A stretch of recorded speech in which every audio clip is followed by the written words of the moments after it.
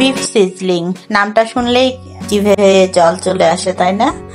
আমার তো ভীষণ প্রিয় একটা রেসিপি। তো আজকে আপনাদের জন্য নিয়ে আসলাম সেই বিফ সিজলিং এর একটি ঘরোয়া রেসিপি, যেটা আপনারা খুব সহজে তৈরি করে নিতে পারবেন। Welcome back to my channel recipes by Nusrat.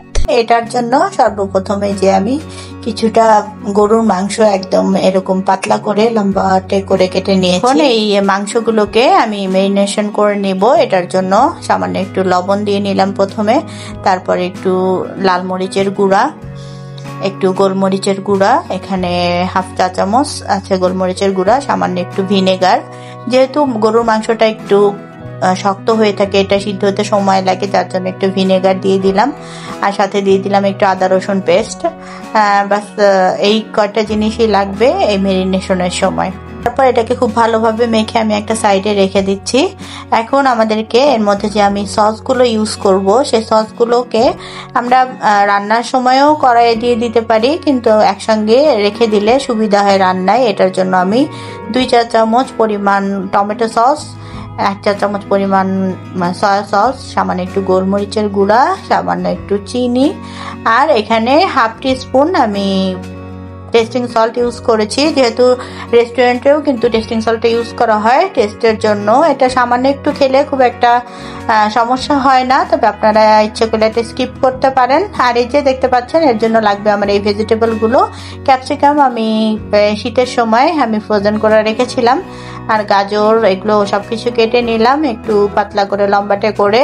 আর কিছু পেঁয়াজকে আমি কলির মতো করে ছাড়িয়ে নিয়েছি। এটাও সবকিছু রেডি, এখন শুধু রান্নার পালা।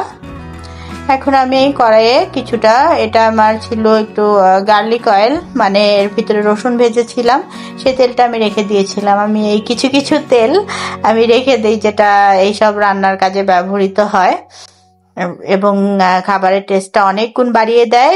সেই তেলে আমি সম্পূর্ণ ম্যারিনেট করা মাংসটাকে দিয়ে দিলাম। এখন মাংসটাকে খুবই মৃদু আঁচে অনেকক্ষণের জন্য এটা সিদ্ধ করতে হবে। মোটামুটি এটা 15 থেকে 20 মিনিটের মতো লাগে, যেহেতু এটা বিফ। চিকেন হলে 10 মিনিটে হয়ে যেত।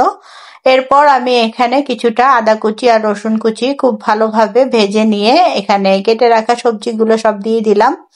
আর যেহেতু আমার মাংসটা কিন্তু রান্না হয়ে গেছে, এখন আমি ভেজিটেবল গুলো দিয়ে দিলাম। আর যেহেতু এটা চাইনিজ রান্না, এটা কিন্তু খুব বেশি সময় নিয়ে বা খুব বেশি সিদ্ধ করতে হবে না ভেজিটেবল গুলো। এটা খুব হাই হিটে রান্না করতে হবে এই সময়টাতে। মাংসের সময় কিন্তু আমি বলেছি খুবই লো ফ্লেমে রাখতে হবে, আর ভেজিটেবলের সময় মানে হাই হিটে রান্না করতে হয় চাইনিজ, আমরা যে সবাই জানি। এরপর আমি সেই একসঙ্গে মিক্স করে রাখা সসগুলো ঢেলে দেওয়ার পর আমি এখন সেই রান্না করে রাখা বিফগুলো দিয়ে দিলাম। এই বিফ সিজলিং এর মানে মজাটাই হলো, এটা যখন আমরা সিজলিং ট্রেতে সার্ভ করি, খুব সুন্দর একটা মানে সাউন্ড হয়। রান্নার যে সাউন্ডটা, সেই সাউন্ডটার জন্যই মনে হয় যে খেতে আরো বেশি ভালো লাগে। এখন জাস্ট 4 থেকে 5 মিনিট পর্যন্ত এটা একটু ভালোভাবে নাড়াচাড়া করে নিতে হবে খুবই হাই ফ্লেমে। আমি প্রথমেই বলেছি এটা খুবই হাই ফ্লেমে রান্না করতে হয়। তারপর দেখতে পাচ্ছেন আমার বিফ সিজলিং কিন্তু ডান, আমার রান্না কিন্তু হয়ে গেছে। তো এইভাবে আপনারা খুব কম খরচে বাসায় খুবই সহজে ঘরোয়া উপায়ে তৈরি করে ফেলতে পারেন বিফ সিজলিং। এটা কিন্তু আমরা রেস্টুরেন্টে অনেক চড়া দামে খেয়ে থাকি। আর এই যে আমি একটু সুন্দর করে সার্ভ করে নিচ্ছি। সো আমার ইউটিউব চ্যানেলটি যারা আজকে নতুন দেখছেন, তারা ভিডিওটি দেখলে অবশ্যই একটা সাবস্ক্রাইব করবেন এবং একটা লাইক দিয়ে আমার সাথেই থাকবেন আমার পরবর্তী ভিডিওগুলো দেখার জন্য। এবং আমার চ্যানেলে কিন্তু এরকম অনেক ভিডিও আছে যে আপনারা দেখে নিতে পারেন। সো ভালো থাকবেন সবাই। আজকের মতো এ পর্যন্তই। আল্লাহ হাফেজ।